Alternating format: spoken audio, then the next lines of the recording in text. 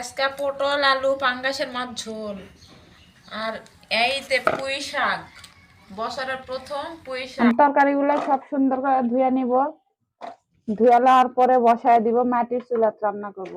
আপনারা সবাই দেখতে থাকুন। মশলা দিয়ে লিছি, এই যে লবণ দিলাম, হলুদের গুঁড়া দিয়ে নিলাম, ঝালের গুঁড়া, সবকিছু দিয়ে সুন্দর করে মাখায়া চরচরি করবো। আমাকে দিকে চরচরি কয়, বুঝছো? চরচরি করলে সেই মজা। আমরা পুঁই শাকের কিন্তু ঝোল খাই না, চরচরি খাই, চরচরি ভাল লাগে।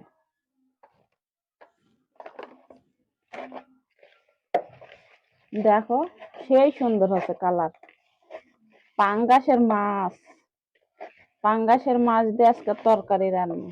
আমি কিন্তু মাটির চুলাতে রান্না করতেছি, সবাই দেখুন। আর এই যে মাছ ভাজছি, পাঙ্গাসের মাছ, এই যে